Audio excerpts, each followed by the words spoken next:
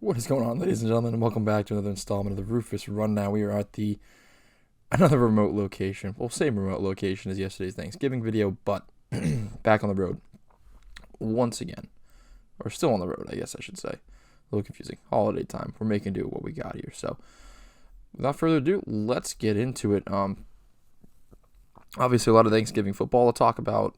Some of the Black Monday firings are going to be coming. Probably should wait a little bit longer to react to, though. Well, not Black Monday yet.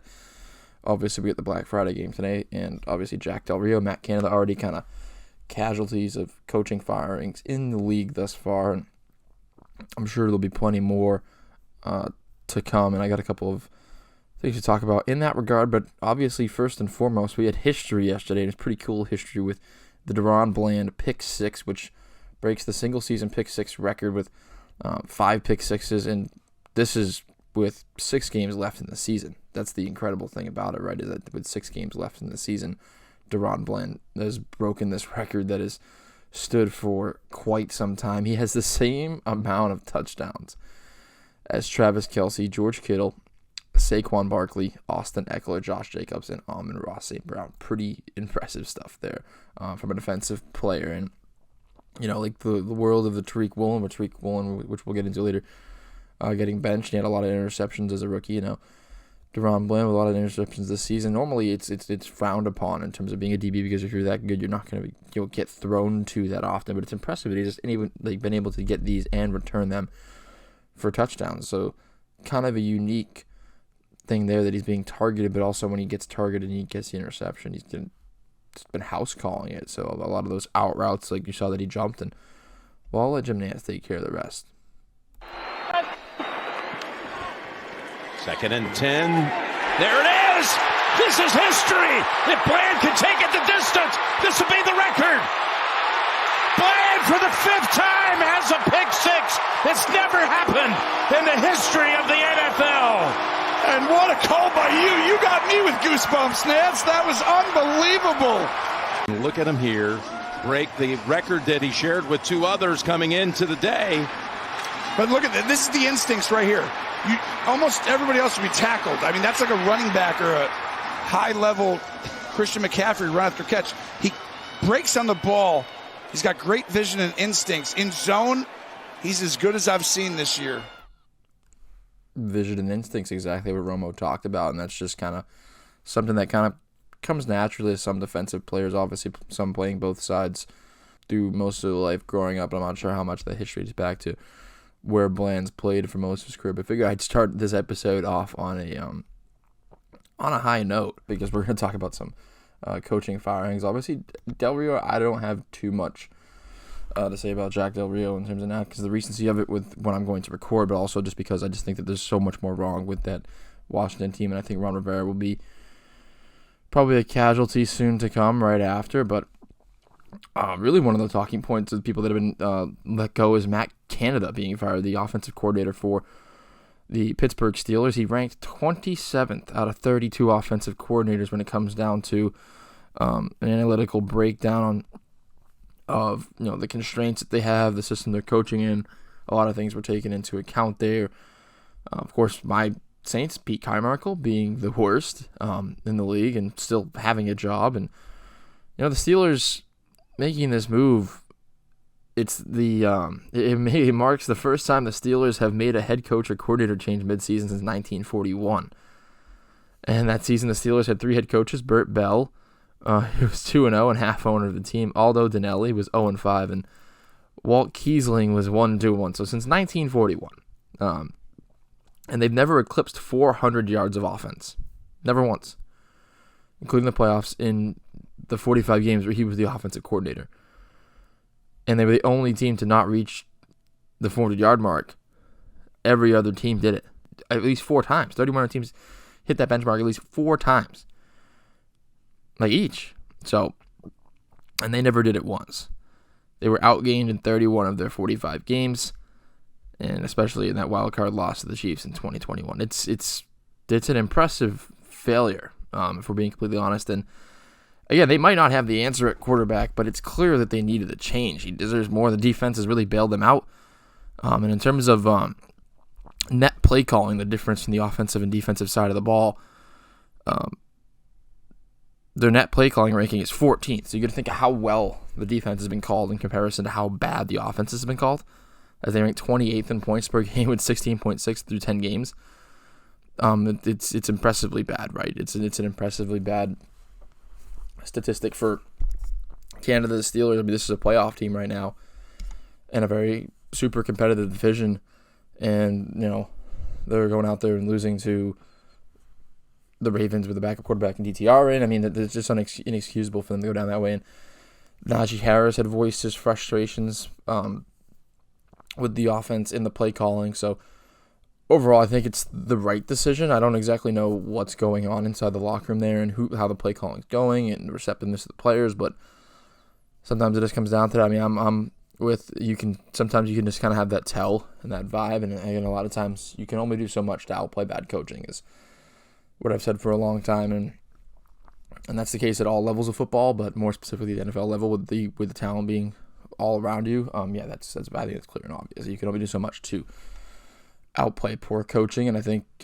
Pittsburgh being an example of that. So I think the right call to get rid of Matt Canada, considering how those statistics stand out to you. I mean, never getting more than 400 yards in a single game is wildly impressive in terms of how much of a failure that is. And again, I think you have more than enough sample size there, and for them to have to do something they haven't done since 1941, that's pretty impressive as well in terms of the level of that. Now, will he have another job? I'm not sure what is going to go around. Did he have other roles that he was good at to get to that point? I'm sure he was not trying to do it. Easier said than done for me because I've never worked as an offensive coordinator. Well, outside of this summer, I guess I kind of worked as a play caller, right? So, real quality for a high school team, and we did all right. So, again, I'm not trying to act like I know everything there, but I think it's just when you statistically look at that with the sample size, that it was time for them to go on from Matt Canada. But now we get to talk about another coach who I think has overstayed his welcome in this one, considering he's a defensive guy and their defense is not ranked highly at all. But anyways, we'll take a look at the clip here from Brandon Staley in his response to whether he'll still be the play caller going forward for the Los Angeles Chargers. This defense has struggled all year, and dating back to when you've gotten here, and you still haven't made any kind of significant changes. When you keep saying the same things and doing the same things, you still, I guess, why? I have full confidence, like I've told you, and like I've told you from the beginning, I have full confidence in our way of playing. Full confidence in myself as the play caller, in the way that we teach, and the way that we scheme. Full confidence in that. We got to bring this group together and do it consistently, okay? And that's where it's at. So you can stop asking that question, okay? I'm going to be calling the defenses, okay? So we're clear. So you don't have to ask that again. I'm not here to talk to the fan base. I'm here to talk to my players, the locker room. I know that we give ourselves a chance to win every single week with the game plans that we have, okay? And we have done it here. You guys act like we've never played good defense. That's not the truth. That's not the truth. You act like we haven't made any improvements. Today, in the run game, we played outstanding. We're rushing the quarterback well. What we got to do a better job of is in the passing game. And that's where our full attention is, and it's where it will continue to be. There were a lot of other things that caused us to lose today. It certainly wasn't our defense. It was the way we played as a team. We didn't play well enough on the red zone on offense. We dropped too many passes. Okay, we gave up a few killer sacks. Okay, we did this as a team. Stop making it about one unit, because that's not what happened out there today. Our team lost, and I am fully responsible for it, and I take full responsibility. But we lost as a team today, and that's Seems like the seat's getting pretty warm for Brandon Staley there. Now, this is, again, if you're a defensive guy, you got to figure out the defense, and this has been more than enough sample size to determine the fact that Brandon Staley's defenses haven't been good enough. You haven't put a lot of anything good enough around a transcendent talent quarterback in Justin Herbert by any means. You haven't done it. So, yeah, I can understand the frustration as things start to go bad, and a lot of those drop passes were frustrating too for someone who had picked that team to win that game. Certainly it's been frustrating, but overall, you had more than enough time to get it together, and you've made some of the bad signings. J.C. Jackson was a bad signing, and that didn't turn out well. But now he's not there, and you're trying to work through this, and it's a Packers team you should beat, even if it is on the road, and at the tough loss to that Lions team. But you have a incredible quarterback in Justin Herbert, and there's absolutely no excuse for you to be struggling the way that they are, and the way your team has been in your time there, and like lack of playoffs, lack of success overall. I mean, this is, again, it's just we're growing back down the Phillip Rivers path here with a guy like Justin Herbert, who's been fantastic. And again, like it's to a point where he should be able to do enough to overcome it. But again, you can only do so much to outplay bad coaching. I will harp on it time and time again with what Justin Herbert has to deal with. And again, as a coach, sometimes it's your time, especially as a head coach. I mean, sometimes you shouldn't be the play caller. Sometimes you have to just worry about building the team and keeping the team together, and let somebody else call the plays. And you don't want to have a bunch of people that's around you that are yes men just telling you, yeah, that sounds good. Yeah, that should work. Like, maybe you should bring in some different ideas and bring in a different play caller and someone who's seeing the game differently than you, because clearly it is not having the same effect. I know you can see you've improved in certain areas, but at the end of the day, your job as a head coach is to help your team win football games, and maybe stepping away from the play calling duties will do exactly that. I think it would, but also Black Monday coming up, I don't see them get rid of him mid-season. It'll probably be an end-of-season thing, which is they should have had him gone at the end of last season. But hey, that's neither here nor there. Whatever they decide to do is their decision, but I just don't think that Brandon Staley is true head coach material, at least right now, in the NFL, and it's certainly not done enough to warrant getting another chance, even beyond last season. I didn't think he deserved the chance this year. I certainly don't think he'll deserve it going forward, even more so, even the rest of this year. I would say Black Monday should be. We'll see what happens. See what happens Sunday. I think the Chargers are playing Sunday, unless they are on the bye. Which, coming off the bye, if they lose off the bye, then it's certainly something worth noting. If they lose, having that much preparation. But yeah, not in the bye this week. They got the primetime matchup with the Ravens team. So, yeah, certainly might be time to cut ties with Brandon. I think it is. And again, it certainly might happen come Black Monday. Obviously, the Commanders losing to the Cowboys yesterday on Thanksgiving, but they had a little more fun losing to the Giants because the Giants defensive back Deonte Banks, he had some comments. He had some things to say, considering that the Giants have 3 wins this year and their third-string quarterback Tommy DeVito getting one against the Commanders, and now, they've beaten them twice this year. And, let's take a look at what Deonte Banks had to say about it. Stop playing, man. Could have came and got me at 16, and they didn't. Now I'm 2-0 against you by my boys. The Commanders. They think they slick. They finna see me 2 times a year until the end of my career. 2 times a year. Should have came and got me. I'm just trying to figure out, though. Did 17 play today? That's all I want to know. Did he play today? Did he play? I just want to know if he played.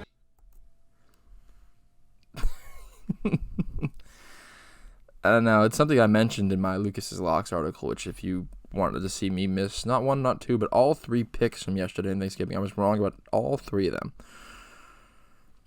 Definitely a tough go. But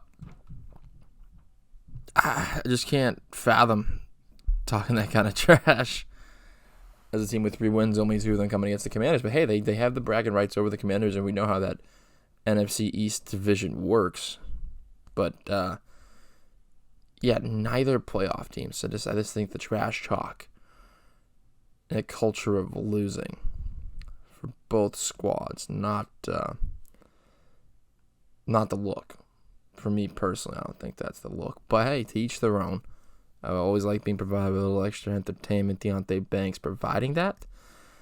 I like Brian Dabble. I'm not a big Ron Rivera guy, but so maybe side a little more with Deonte Banks. Dealing with a lot with DeVito. I mean, they've had a lot more struggles. So I think the Commanders have a quarterback. It's just been everything else in between for them. Their O-line, their defense, but I think they have a dude at quarterback. And again, that's worth noting as well, too. I think the Commanders have found a guy at quarterback. I just think they need to restructure the coaching staff and certainly start to rebuild around him. But do they have enough time to do it where they'll still have Howell on what is considered to be an affordable deal? We'll have to see. But overall, Deonte Banks, the Giants, feeling themselves after beating a division rival for the second time. And he's a little upset. They probably made some promises saying, hey, they were going to draft him, and they didn't. And the Giants take advantage of it, and he locked up McLaurin, and we move on. But, yeah, no, the trash talk when you're just as much of a losing football team as the Commanders is definitely something. Definitely a look. Not a good one.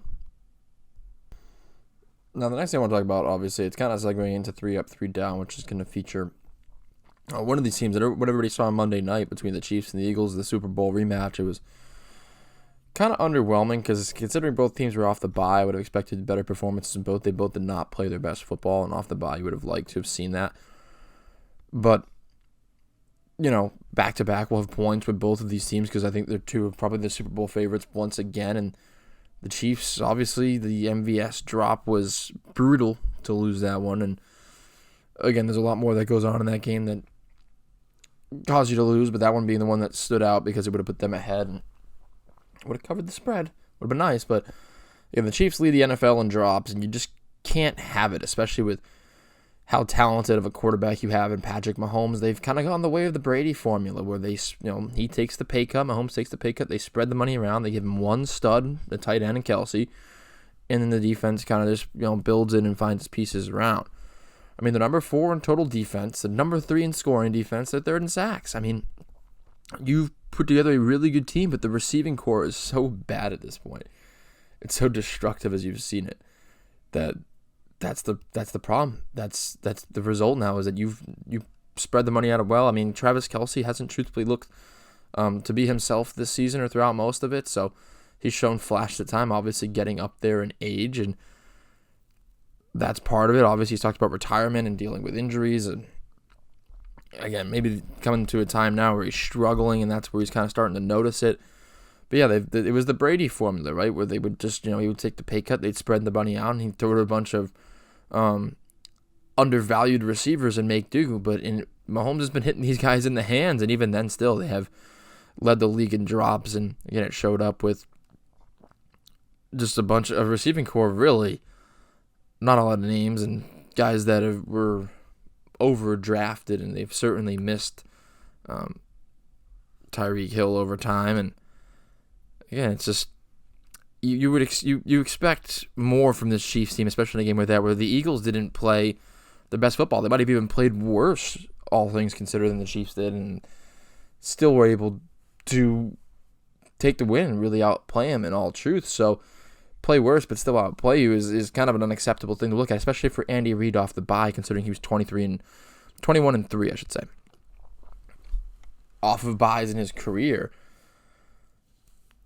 And they go out and they play underwhelming football and still, played overall better than the Eagles and still lost the game. So I think that shows, allow me to segue into this point with teams that win ugly, because the Chiefs have been able to do it this year too. I mean, they both teams that have kind of coming off a Super Bowl appearance, they've been able to win ugly. And it's what great teams do. The Eagles are one of those great teams. They've been able to win ugly. The championship caliber teams are able to do it, and they do it consistently, because winning games when you're not at your best is going to be the true testament to championship caliber teams and just maintaining the pace that they're on. And the Chiefs have been pretty good at it, and the Eagles have been extraordinary. The Lions have had some performances where they have and some where they haven't, which is why they're still kind of in that bubble, but they might not be at the peak of it just yet, breaking into that Super Bowl bubble. But the Chiefs and Eagles, for sure, just the Eagles getting the better of this one. They're just such a complete team. They can win in so many different ways. I mean, Jalen Hurts is so talented. He's big, he's strong, he can run. They can get fourth and shorts, third and shorts. They are so creative. And Nick Sirianni is what he's done. I mean, I see no reason as to why this couldn't be a repeat Super Bowl by any means, and it's why the Eagles are going to feature at the top of the 3 up, 3 down, which we'll get into in just a second. But again, back onto more of the Chiefs. I mean, you have a great QB, you have a great defense this season, but it's not enough because of how bad the receiving core is and how much less I think you've gotten out of Travis Kelsey. It would seem that, but maybe it's because they've relied on him so much because of how bad the receiving core is. And then again, where the Eagles just winning ugly, and overall they have a talent. They have the creativity to win so many different ways, and the talent in those positions to do it. They have the pass rush. They've been able to draft really well. They have a super talented receiving core. They rotate the backfield well. You have to respect the running game of Jalen Hurts, and all of that really being complementary to each other and knowing when to make the right choice to win ball games, when to rely on what, not relying on anything too much is where if you don't have it, you're going to struggle.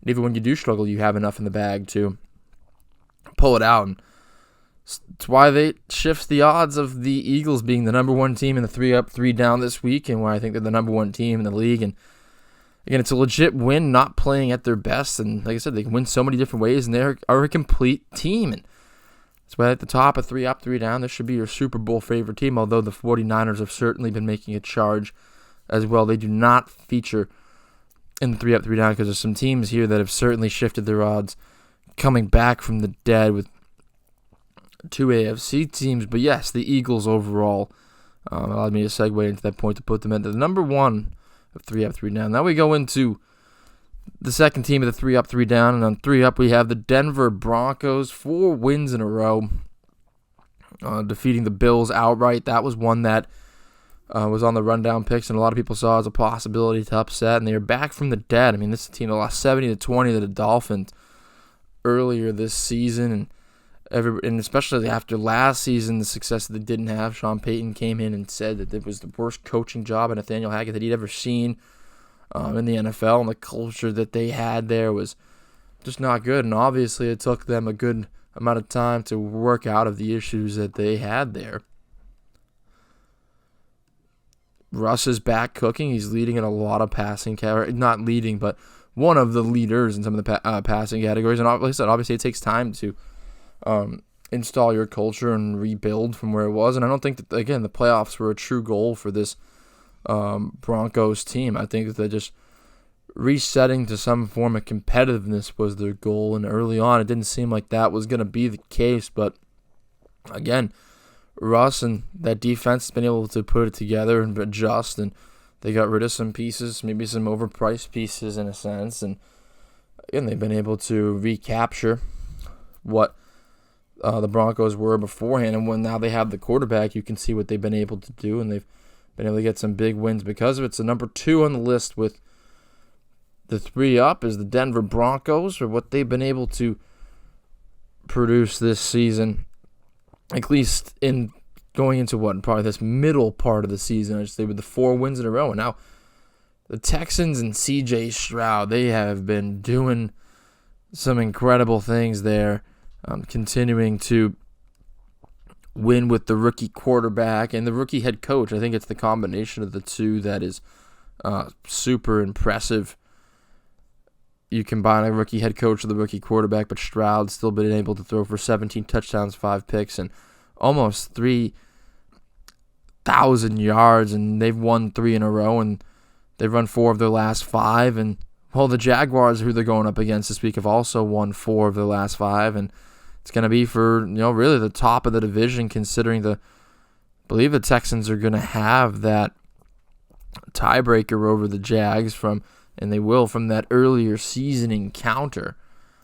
So it's a really big divisional matchup coming up. But I mean, what they've been able to do with the comeback victories, and obviously recently over Arizona, Cincinnati, Tampa Bay, all standout victories. Beating a Cincinnati team was a legit deal. I mean, Stroud's thrown for over 300, over 400 against Tampa.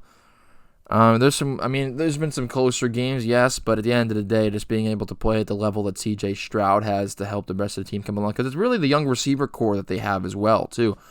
It's not just C.J. Stroud, it's the fact that they're able to have a lot of young playmakers get open, so they're not paying a lot of these guys a lot of money yet because of how young they are, and if they can do it right up in the GM's office and they can transition all this together, you're going to have a pretty good period of Texans football. Kind of reminds me of the Deshaun Watson era at first when he came in to have so much success, but just outside of the injury that kind of delayed that. So, obviously all the blessings of Stroud to stay healthy, but it looks like, the Texans have kind of flipped the script a lot quicker than people intended, and that's why where it comes to the conversation with Bryce Young as well, too. It's like, well, he was set up to fail, the system he's in, like, hey, Stroud wasn't really set up with too much success either, but you make things happen when you have that it factor and you have that ability, and what looks to be the number 1 quarterback of last year's class, making it happen for the Texans. It's why they're one of the highest climbing teams for me recently. Of course, the 49ers probably deserve some praise as an honorable mention after last night's victory. But overall, those 3 teams, I think, moving the most because that Eagles win solidifying them as a number 1 team. The Niners trying to track them down, but Broncos and Texans back. Well, the Broncos back from the dead, and the Texans with a rookie quarterback hunting the playoffs as well is certainly an impressive look. And now we got the 3 down, right? The more depressing side of things, and there's no bigger sliding team than the Bengals. When a couple weeks ago we were talking about them beating the Bills and being back, they'd beaten the 49ers, they'd responded, Burrow got healthy. Now Joe Burrow is done for the year, and this is a guy who corrects so much of the wrongs that happens in Cincinnati and what he's been able to do now to take them to a Super Bowl, even though they had a poor offensive line. The run game hasn't been at its best.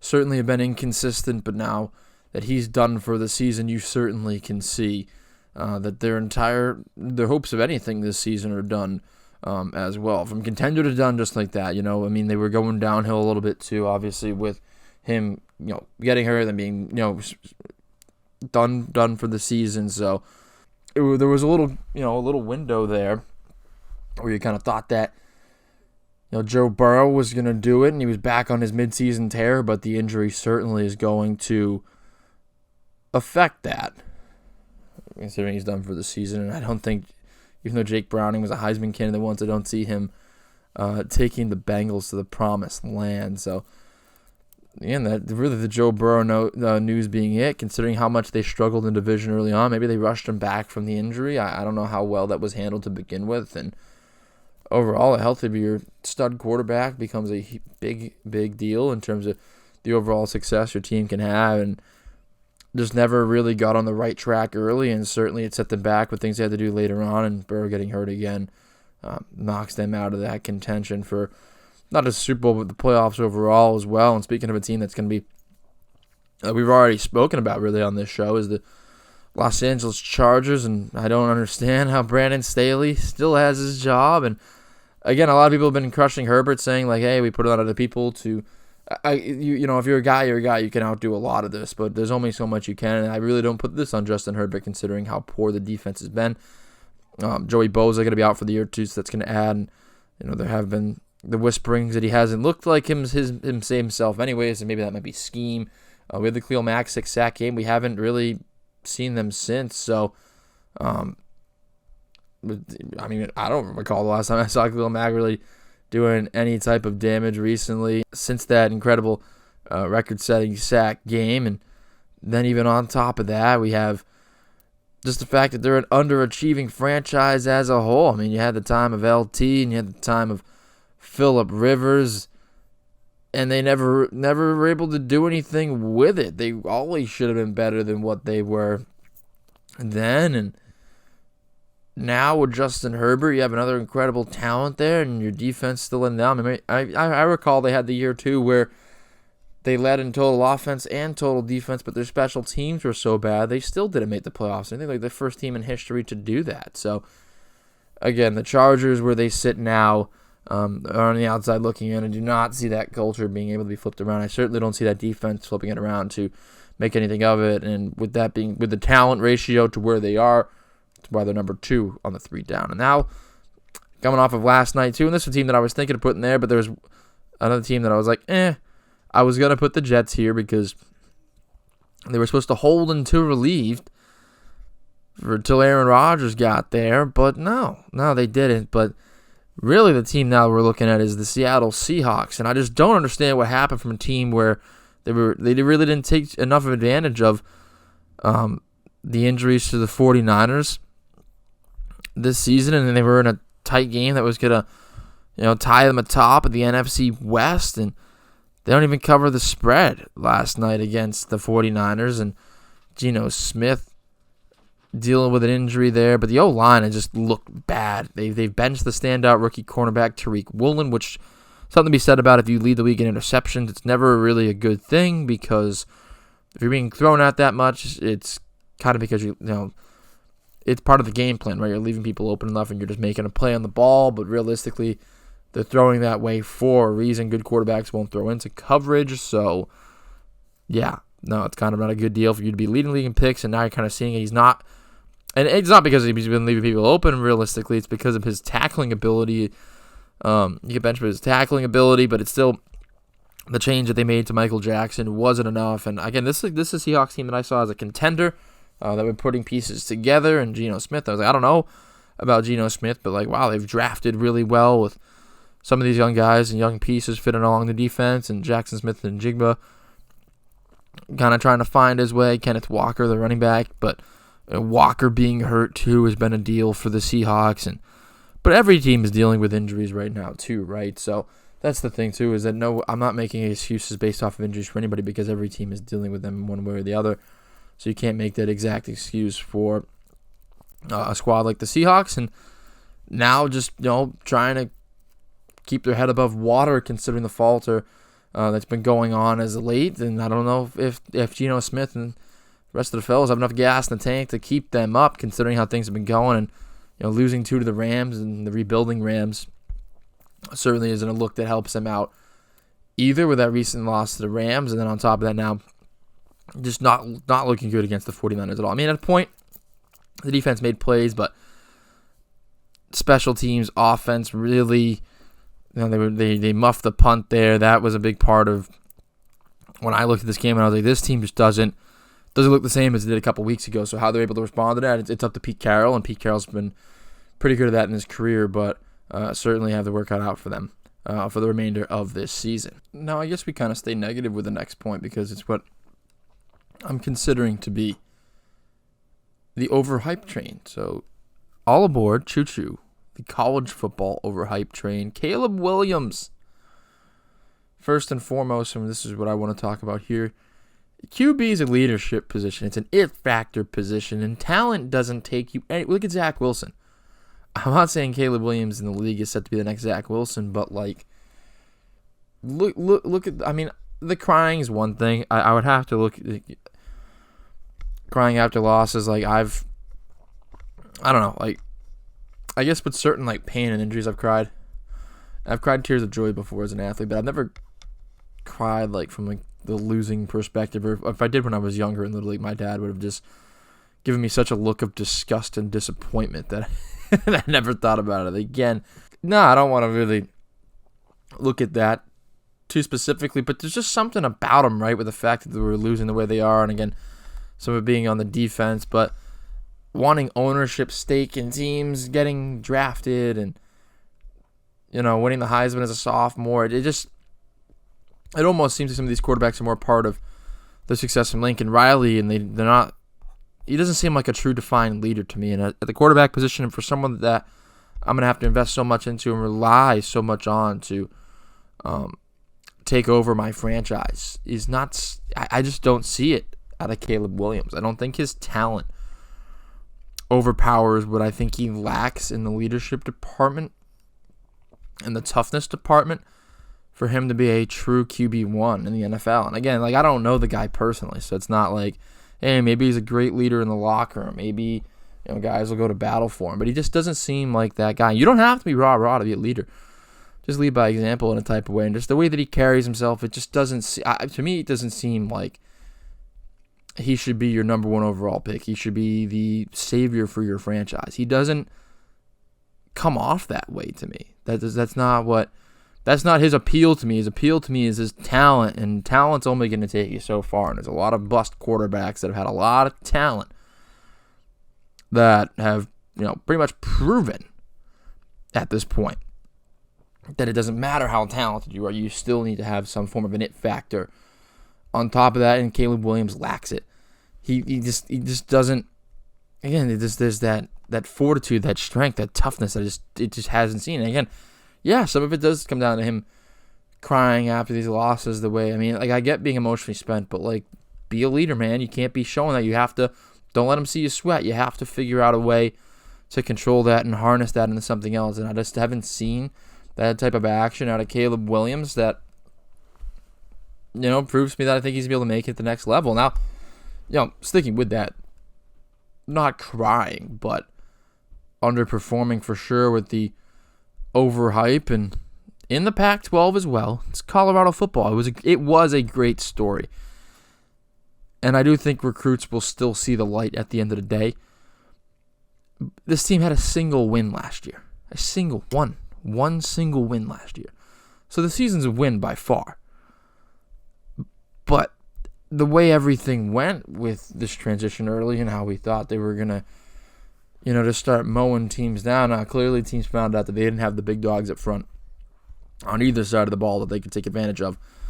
And yeah, I think Deion does a great job, raising these young men, and he created they created the buzz with their play. I mean, Deion creates his own buzz, but you can see the coverage truthfully fell on them because of their play and that they were winning. And once they couldn't keep up those results, it went the other way. But it wasn't just the flashiness of Deion that got them that coverage. It truthfully was the level that they were playing at as well, which I think is a tip of the cap, and why I think that recruits will see the way and they will begin to build this the right way. He did it at Jackson State. I think he's going to do it with Colorado now with the transition to the Pac-12, and they're playing Utah coming up too. There's a lot of tough teams. Pac-12's got some really tough teams and some really good and creative coaches. It's certainly been an adjustment, but to get to build upon. I mean, this is something that everybody saw early. They did not see this team winning more than 4 or 5 games. He said a bowl would be like a blessing. And it's kind of gone that way. But, I mean, they got more than the one win that they had last season, which I think is an absolute victory. And I think it's something that it's a building process, right? They didn't expect him to come in and compete for a bowl right off the bat. But certainly there was some overhype going on early in the season with the media coverage, which I think most of that they earned. But the lengths people went to say that this is a team that can compete, the storyline, I thought it was a pretty cool storyline for what it was worth, but I thought a lot of people carried too far with it, and it kind of creates a bad look for Colorado, and it wouldn't be Colorado's fault, but again, they deserve the attention that they had when they got it, but once Oregon did damage against them, it was pretty much up from there, and again, cool story overall, and I think they will continue to build on it from year to year, but it's now you're really going to have to, with your play, prove it to catch any more of that hype, and we'll see if Colorado is deserving of it in the near future. Now we're going to transition from a lot of football, college football, NFL football, to the NBA, which is something I don't know if I really touched upon in a while. I mean, the last time I did was the James Harden trade, and we're going to stick with, again, not a personal hatred for James Harden here, but certainly not the most winning formula type of player, right? The stats, they kind of exist. And again, this is something that I had to take on, saying that Tyrese Maxey I thought was going to be a really solid player for them. And that's really come to fruition. I mean, if you look at the stats, Tyrese Maxey has averaged 27 points per game, 7 assists, 4.7 rebounds in the 14 games without James Harden this season. Now, James Harden, for the Clippers, has averaged 16 points, 5.4 assists, 4.9 rebounds in 7 games for the Clippers. Clippers are 2-5 with Harden. The 76ers now 10-5 after the loss Celtics without Harden. Or no, 10-4. 10-4. I'm sorry, 10-4 without Harden. I think the stats are speaking for themselves there, right? Like, I'm not just a true James Harden hater here. I think that's just how it is. I think we've just proven that James Harden is cancerous. He's not involved in winning basketball. He can win scoring titles, or he can be really good statistically and on paper makes your team really good. But I think when it comes down to the true locker room and the true game of basketball itself, I do not think he makes you a more championship caliber team. I think the chemistry between him, Russ, Paul George, and Kawhi, it's not going to work out. And again, it'll allow me to get into my next point about Kawhi Leonard and last point on today's pod. It just, James Harden is just not a winning basketball player. He does not make you a winning basketball team, and the Sixers have looked better. Now they still have to make some moves and still have to figure out teams like the Celtics and more talented teams than these. Yes, but I think they're a much better team without James Harden. It allows them to play much more of a diverse game of basketball than is with James Harden, where you have to play two very unique styles, where Tyrese can very much mix in with what Joel Embiid does, and the rest of the role players around can fit in with that as well. And I think you have one main message going forward if you're the 76ers. And again, it's something I said. It's something you can see in the clips when you follow me on social media, at Rufus Rundown, and then I think the Rufus Rundown. No, I think it's just at Rufus Rundown on everything outside of the website. I think you could just go take a look at what I said back on November 1st and what I'm saying now and how it's just transpired. They are a better team without James Harden, and Tyrese Maxey has stepped into that role. It's been an impressive jump from Tyrese Maxey, and again, will allow me to segue into the lack of success that Harden's had with the Clippers, and they made a stop into San Antonio, and the fans were booing Kawhi Leonard. So Popovich got on the PA mic and told him to stop. They beat the Spurs 109-102, but, you know, this is a guy who, like, allegedly faked an injury, but he just wanted out of San Antonio. So he spoke to Raul Dominguez of the AP and said that, regarding the fact that he got booed and that Pop stopped, and he goes, if I don't have a Spurs jersey on, they are probably going to boo me for the rest of my career. It is what it is. They're one of the best fans in the league, and they're very competitive. Once I stand on this basketball court out here, they're going to show that they are going for the other side. When I'm on the streets or going to a restaurant, they show love. It is what it is. So, yeah, they're going to boo him when he's on the court. It's part of sports, and when he's off it, they'll appreciate what he did. And he was at the free throw line, and, Popovich went over to the microphone at the scorer's table and said, excuse me for a second, can we stop all the booing and let these guys play? Have a little class. It's not who we are. Knock off the booing. It's a part of the game. It's a part of the game, and man, I can't with it. This guy wanted out so badly. I guess Pop in a way, like, there isn't much that's gonna pull anybody to San Antonio. So like, he goes off and does it, but like, come on. He's a great player, and a 2-time NBA champion. He did damage against LeBron when he was with the Spurs. He accomplished a lot. And I'm not saying he deserves boos per se, but this is a guy who begged out of your organization. He kind of deserves what's coming back his way. It's part of the deal here, and it's part of the game. So I don't really want to give credit to Greg Popovich here for shutting down the boos, considering this guy made you look bad and totally changed the flow and direction of your franchise when he begged out when he was one of the best players in the NBA. He still is one of the top players in the NBA, and he begged out of your franchise and made it a bad look for everybody involved, especially with saying, like, oh, I'm still hurt, and they were saying he wasn't. It was a big ordeal. So maybe the boos are still kind of warranted. Maybe not, but again, to go out there and stop and say it's not classy. It's not classy to go out here and just beg out of the organization, too, when you signed a contract. When you signed a contract to play for this team, and then you said, I'm not playing for you, even after you signed the contract. And whatever you did with the injuries, whether it was real or not, that's either here nor there. But you sign a contract with a team and refuse to play for them until you get traded. That's not classy. So the boos are kind of warranted, in my opinion. I don't know what you guys think on that. Let me know in the comments down below if you think that the boos were warranted, if Popovich was kind of maybe doing a little too much. And again, maybe Popovich thinking that's the side of free agents and treating people well, that he can pull people with like the hospitality and the family kind of environment. Maybe that's what Popovich is looking at, but I think the boos are totally deserved for a player who, if you sign a contract with a team and then demand to get out, you're contractually obligated to play for him, you refuse to play for him, then that's not classy either. So, might not be classy to boo somebody who won a championship with you, but it's also not classy to refuse to play a contract that you signed. But that's all the time we have for today. Try to keep these under an hour for sure, and kind of get a lot in with some NBA, some college football, some NFL. Again, staying away from Caleb Williams. I wouldn't be a big fan of drafting him at the NFL level. Some of the coaching firings and whatnot. We'll be back at this sometime next week. I'll have to take a peek. I think I would like to say next Tuesday would be a reality for me to get back on the airwaves. But yeah, it looks like next Tuesday will be a reality. So stay tuned after the rest of the NFL games take place this week for another installment of the Rufus Rundown. But until then, it's your boy Rufus.